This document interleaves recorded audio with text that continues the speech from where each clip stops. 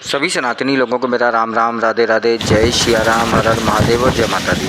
दोस्तों, उम्मीद करता हूँ मेरे बनाए हुए वीडियोस आपको पसंद आ रहे होंगे। अगर आपने मुझे अभी भी लाइक और सब्सक्राइब नहीं किया तो अवश्य करें। जो लोग भी मेरे इन वीडियोस को देख रहे हैं उन पर भगवान भोलेनाथ अपनी कृपा बनाए रखें। तो दोस्तों, जैसा कि मेरा विषय है कि हमें अपने आसपास स्थित मंदिरों में ज़रूर ही जाना चाहिए। हर रोज़ नहीं तो वीक में एक बार सपरिवार अपने आसपास स्थित कुल देवता, ग्राम देवता, नगर देवता, स्थान देवता के मंदिरों में अवश्य ही जाएं। तो दोस्तों, अप्रैल 2025 में हमने सपरिवार प्लान किया बैद्यनाथ ज्योतिर्लिंग के दर्शन करने के लिए। फिर क्या था, प्रभु की इच्छा से हम सपरिवार निकल पड़े। हमने झांसी से ट्रेन बुक करी और अपनी यात्रा के लिए निकल गए। हमारी ट्रेन बिल्कुल सही समय पर जीसीडी स्टेशन पर पहुंची और वहां से हमने अपने होटल में चेक इन किया। दोस्तों, सबसे पहले हम लोगों ने वहां पर जाकर शिव गंगा में डुबकी लगाई। ऐसी मान्यता है कि यहाँ डुबकी लगाने से सभी रोगों से मुक्ति मिल जाती है। शिव गंगा का अपना एक इतिहास है दोस्तों।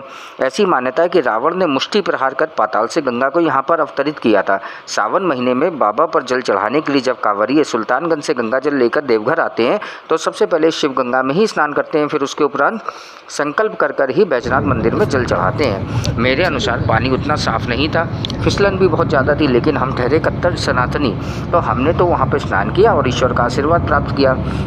फिर हमने कुछ खाना पीना खाया और निकल पड़े अपने अगले दिव्य दर्शन के लिए। हाँ जी दोस्तों, अब हमारा सफ़र था बाबा बासुकीनाथ के लिए।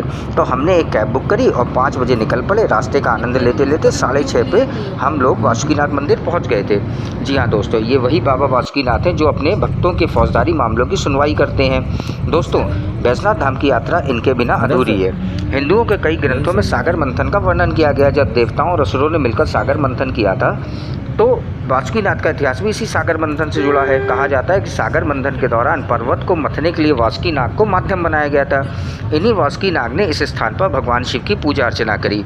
यही कारण है कि यहाँ विराजमान भगवान शिव को वासुकीनाथ कहा जाता है। दोस्तों, दर्शन करना यहाँ पर बहुत ही कठिन है, खास तौर पर बुजुर्ग और बच्चों के लिए।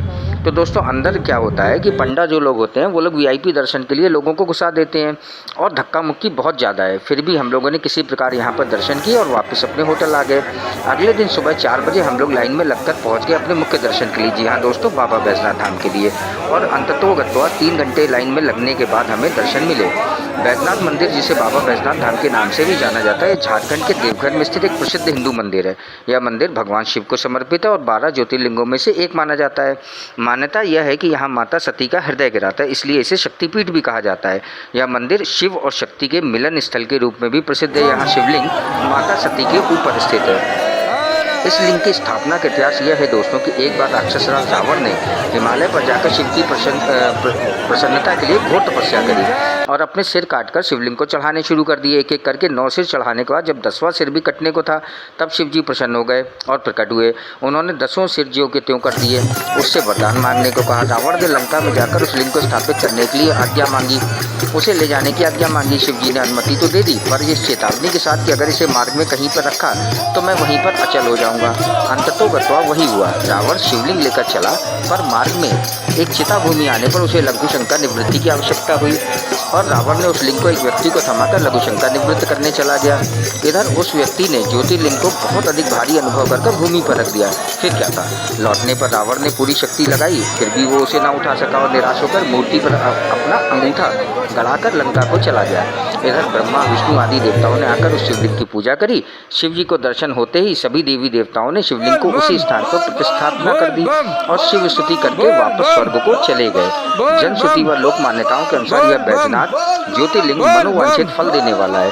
दोस्तों, इन्हीं शब्दों के साथ मैं अपनी वाणी को विराम देता हूँ। मुझे लाइक और सब्सक्राइब करना ना भूलें। फिर मिलेंगे एक नई वीडियो के साथ, एक नई जगह के साथ। आप सभी को मेरा राम राम, जय गंगा मैया।